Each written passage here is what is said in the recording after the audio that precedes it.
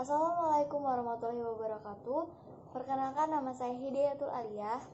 Di sini saya akan membahas mengenai perjanjian pinjam meminjam uang. Yang pertama, saya akan menjelaskan terlebih dulu pengertian dari perjanjian pinjam meminjam. Perjanjian ialah suatu peristiwa di mana pihak yang satu berjanji kepada pihak yang lain, atau kedua belah pihak ini melakukan perjanjian untuk melakukan sesuatu hal. Kaitannya dengan uang di sini ialah hal yang diperjanjikan oleh kedua belah pihak tadi, objeknya berupa uang. Contohnya seperti yang ada di koperasi. Di koperasi ada dua belah pihak, yakni koperasi sebagai pihak pertama pemberi pinjaman, lalu pihak kedua atau pihak yang lain sebagai penerima pinjaman. Objek yang mereka perjanjikan ialah uang. Perjanjian ini akan dianggap sah apabila telah memenuhi syarat-syarat perjanjian seperti yang termuat dalam pasal 1320 KUH Perdata, yakni sepakat, cakap, sesuatu yang halal, dan sebab yang tertentu. Jika melihat dari pengertian telah saya jelaskan tadi, maka dapat kita tarik kesimpulan bahwa unsur-unsur yang harus ada di dalam suatu perjanjian pinjam meminjam ialah yang pertama, adanya para pihak. Artinya suatu perjanjian pinjam meminjam harus ada paling sedikit dua pihak, yakni pihak pertama kreditur, yaitu pihak kedua debitur. Lalu yang kedua, adanya persetujuan. Setelah kedua pihak tadi melakukan perjanjian, maka mereka akan merangkumkan atau menuangkan isi-isi perjanjian mengenai hak dan kewajiban mereka ke dalam perjanjian.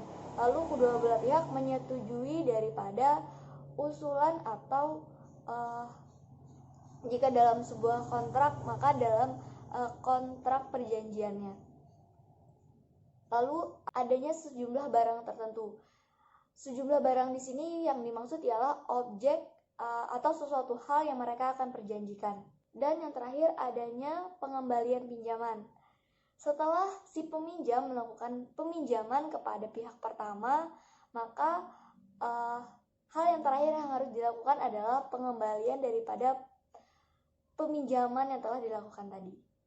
Selanjutnya yang kedua, kewajiban-kewajiban bagi orang yang meminjamkan. Seperti yang kita tahu, perjanjian pinjam meminjam itu sendiri merupakan suatu perjanjian timbal balik. Artinya, kewajiban daripada kreditur ialah hak daripada debitur. Dalam pembahasan yang ketiga, yakni mengenai hak-hak dari peminjam dan si pemberi pinjaman.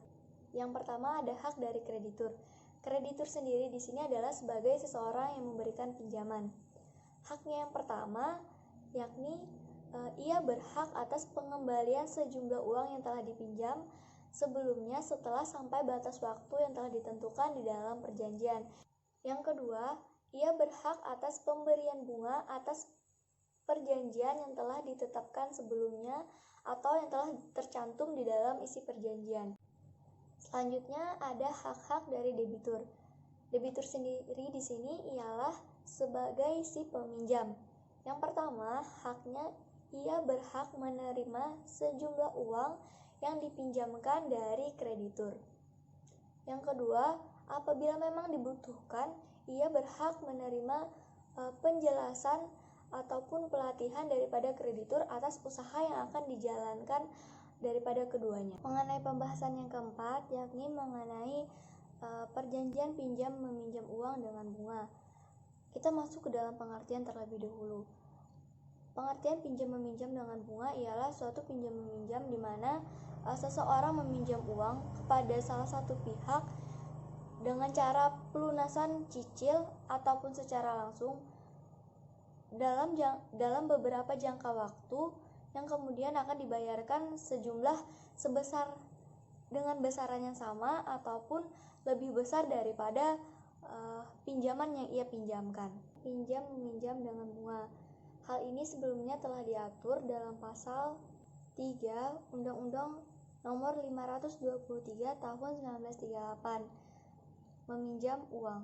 Yang dimaksud dengan undang-undang ini dengan meminjam uang adalah setiap perjanjian dengan mana dan bentuk apapun juga dimaksudkan untuk menyediakan uang dan menyerahkan secara langsung atau tidak langsung ke dalam kekuasaan peminjam dengan kewajiban peminjam untuk melunaskan hutangnya sesudah suatu jangka waktu tertentu sekaligus ataupun secara mencicil, yaitu dengan membayar uang yang sama besarnya atau yang lebih besar, ataupun dengan menyerahkan benda atau beberapa benda.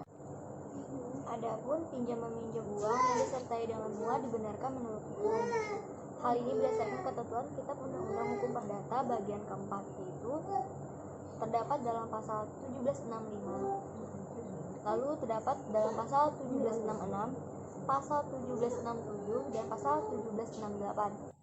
Baiklah, itu tadi sekian pemaparan materi dari saya.